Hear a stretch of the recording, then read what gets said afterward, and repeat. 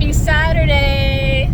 So Mike and I are in the van in Turtle. We decided to do a weekend trip. We're headed to Indianapolis. Yeah, we're excited to see the solar eclipse. So that's where we're headed to. Indiana is one of the closest spots to us, where they're in the total solar eclipse path. So we booked a stay at a campground there, and it's just me and Mike.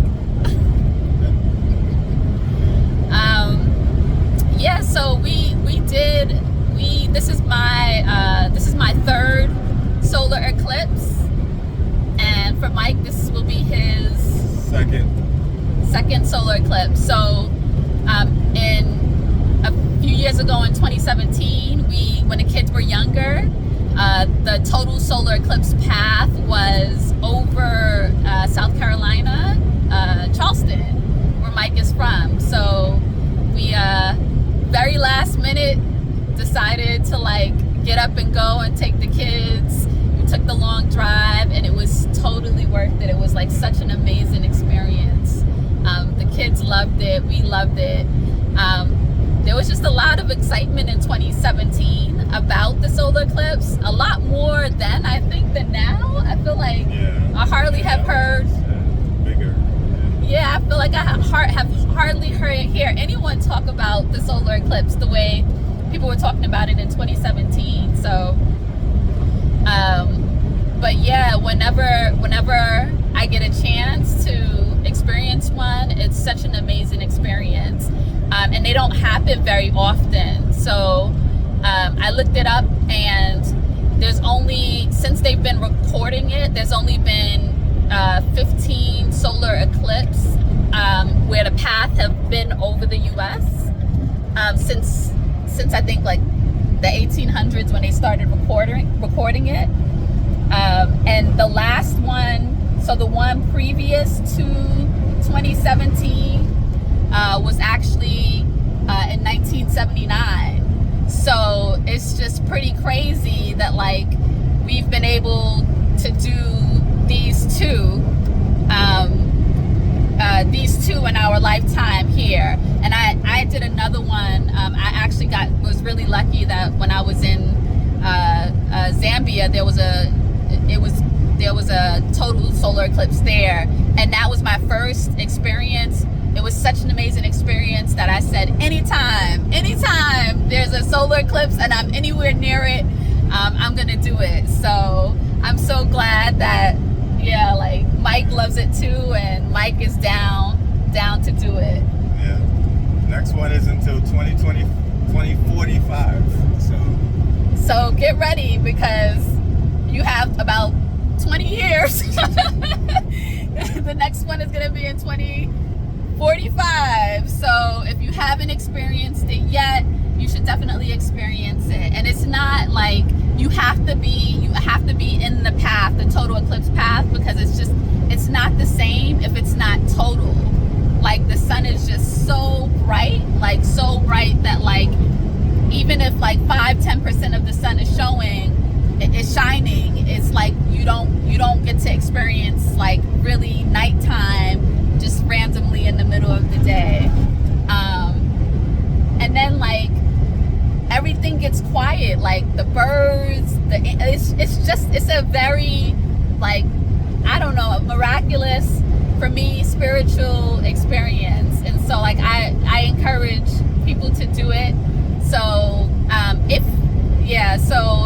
you get a chance before 20 years from now and you're in a different country and you're near that path, you should absolutely do it. So I'm excited. You can tell I'm excited. And then the other thing that we're super excited about is we'll be near Indianapolis, but we were able to find a Black-owned campground. So we're excited to stay there and to meet the owners, and we'll connect back when we do. So for now, sit tight. We'll take you along on this journey with us, and talk to you in a little bit. So we're here getting settled in at her living campus. And Latavia, she brought us some little ducks for us to see. Our daughter would have loved this so much. They're about 3 days, about 3 weeks old. 3 weeks old. You can see them right here. So cute. She just showed us a tour around the campus, and we're just settling in now. More campers are going to come later on, and if they're okay with me taking video, I will. But until then, we'll see you in a little bit. So we're settled in at the site. It's a little cold out here today, but the weather's supposed to get warm on Monday. And I feel a little warm and cozy now. Mike is making us dinner in the outdoor kitchen set up. And we have, which is right in front of our van. Right there. In front of Turtle. Mike, what are we dining tonight? Same thing we always dine on. Chili. Yes.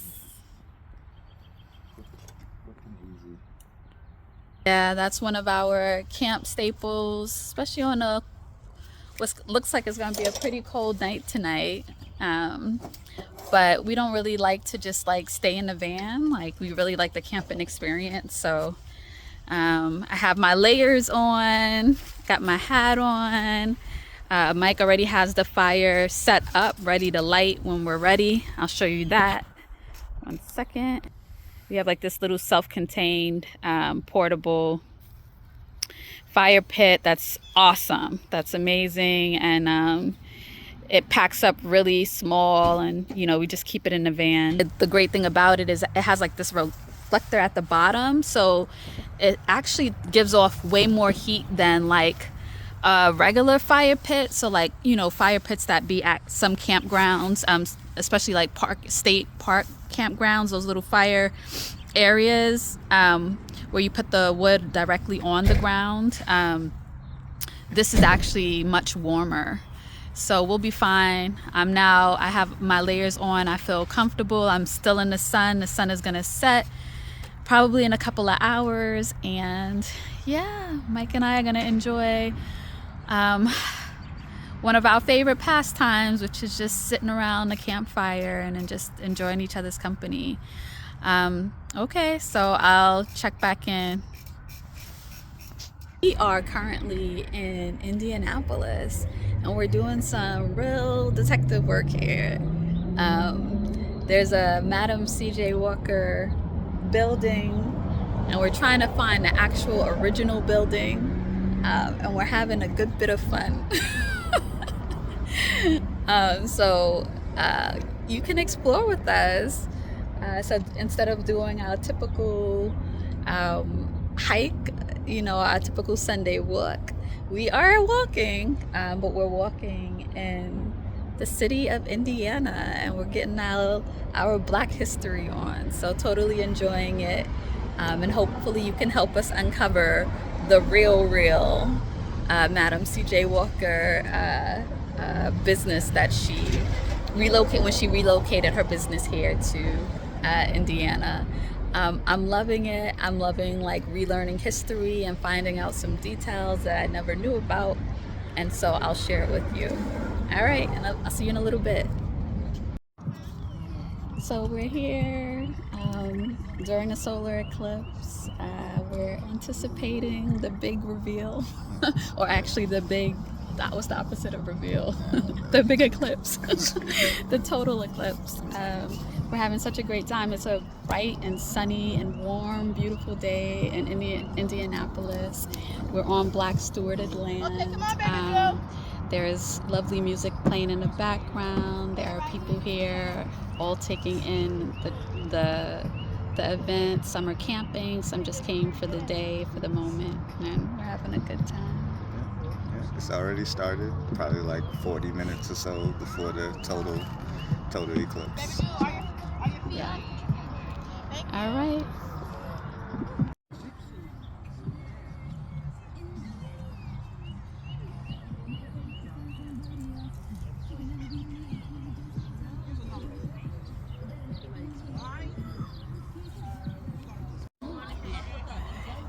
We have 3 minutes and 46 seconds where we could stare at the sun without any glasses, and it's amazing. It's beautiful. Oh my gosh. Let me see if I can switch it. Yeah. Oh well, you can't really see it. You can't light. But we see the moon with the solar ring and the rays coming out of it. So beautiful.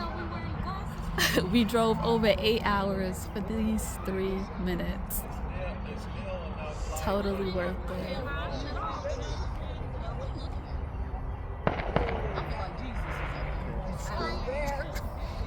Tap dancing on.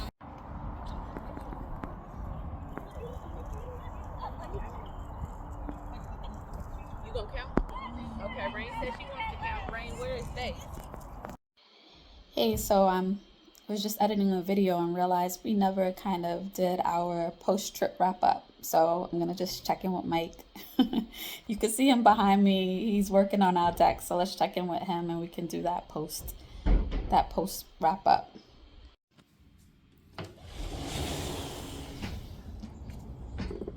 Hey, babes. You busy? You have a second?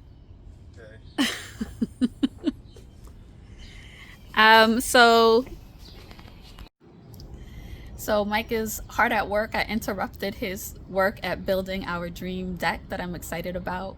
But we're gonna just give you some of our favorite recollections from our amazing trip to Indianapolis, outside of Indianapolis, to see the solar eclipse. Yeah. I think when it comes to a solar eclipse, it's easy to theoretically understand, okay, the moon is going to line up and you're not going to be able to see the sun. And then you can see pictures of it. You get the idea, but it's something different to like actually experiencing it, like especially being you're outside. You can feel like nature is responding to this moment. There's like a haze in the air, and it's not like a cloudy day. It's something else. You can clearly tell something else is happening. The temperature drops. It's like birds. I had to go get my sweater. Yeah. It went from super warm and then it started getting colder and colder. Yeah, the birds start to settle. The animals get really, really quiet, and and then you're able to. Then when you're looking up and it's a total eclipse, and you take the glasses off, and you're able to just sit and see this celestial thing that's happening that's light years away, and yet we're a part of it, we're lined up with it. And then so yeah, I mean it's it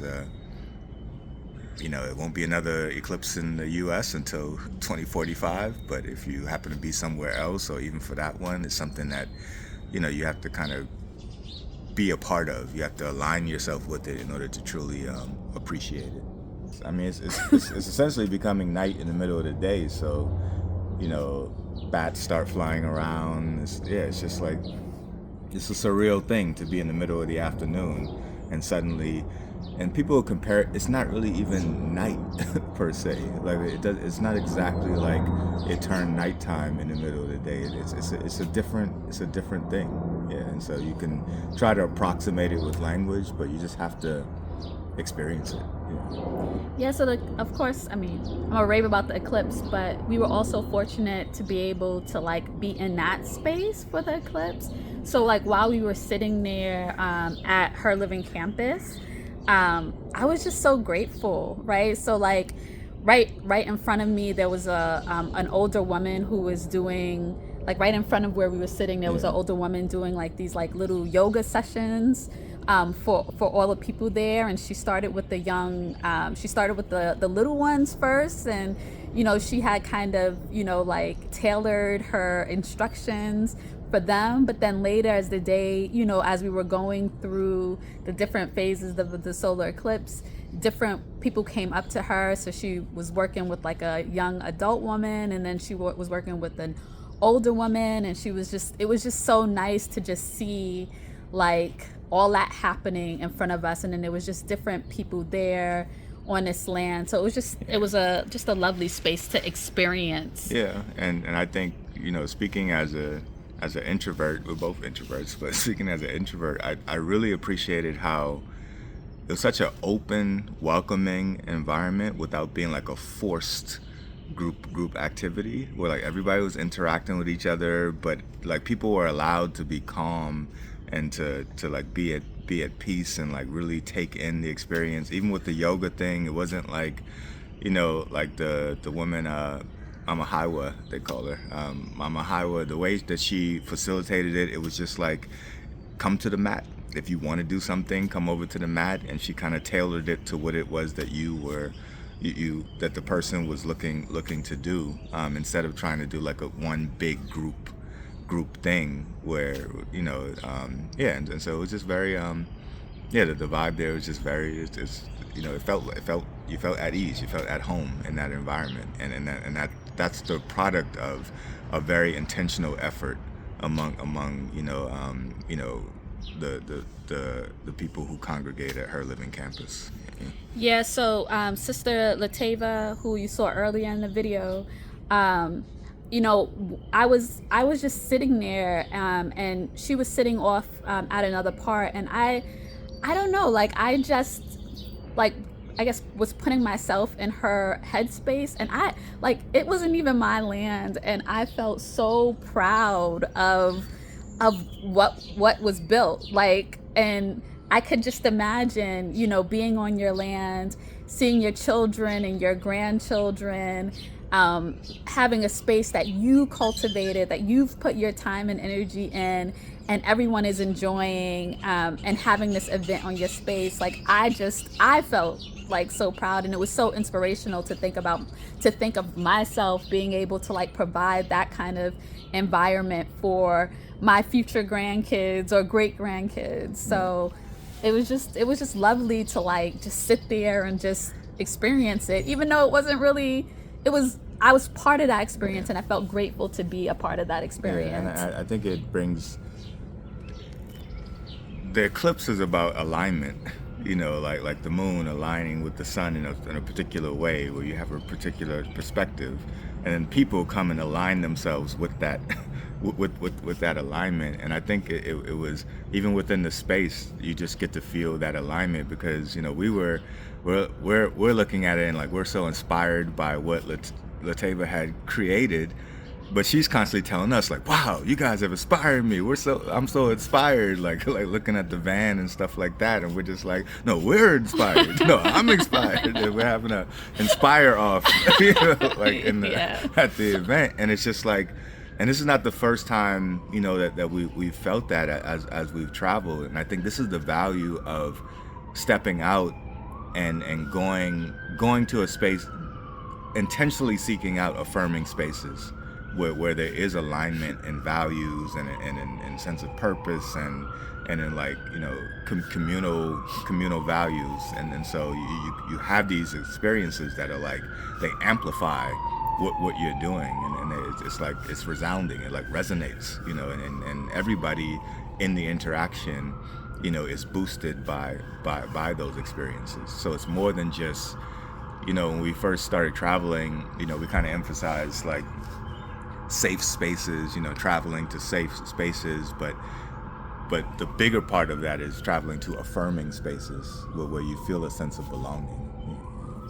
Yeah, so that was the solar eclipse. That was the amazing place that we got to see the solar eclipse. I'll leave information about her living campus and Sister Latava in the description. But then also I just wanted to make sure that we just got a chance to talk about Indianapolis and the things that we did outside of the solar eclipse. It was just a nice experience. We tried to track down the Madam C.J. Walker building to visit that, and we learned some history about that. And then we also got to see we tried to also experience a free black settlement. Yeah, which it hadn't been set up yet, but the website made it seem like it was a memorial kind of thing, but it was more, that was the future plan to build it out. yeah. And then went to a soul food restaurant. And I think you know, the best part about the soul food restaurant was What was the name of it? If we I can't- remember, yeah. I'll put that in the description Yeah, too, yeah. because it was packed. Yeah, it was That packed, place was yeah. packed.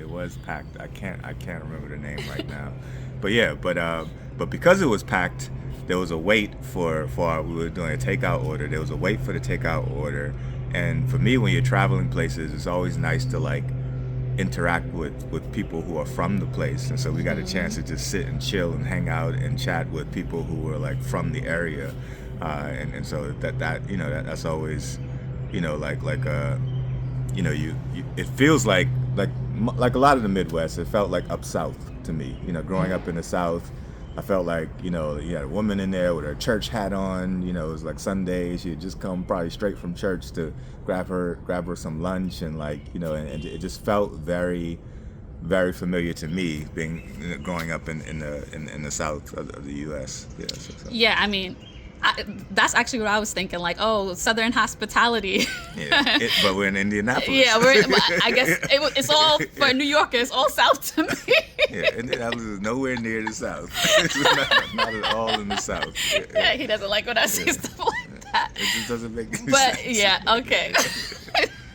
But yeah, so it was. We got a couple of sides to have with our Mike made some barbecue chicken when we got back to the campsite. So it was just nice to have some down home soul food side, and just even like, you know, just talking with the folks. Like it was like a whole crew of us, and like they found out that it was our first visit, and so then they were like giving us recommendations, and we were just having a good old time. Like we waited for a good long time, but it didn't feel like it because we were just having good conversation. And I feel like that's just part of that small town Southern hospitality, Midwest hospitality, when you just get out of the cities. So I've been loving our travels and treks to these smaller places. All right, so that's the recap. All right, until next time, we're actually getting ready to go on another trip before the month is out, and so we'll post that when we do. Enjoying our start of our camping season, and glad you're on this journey with us. Bye.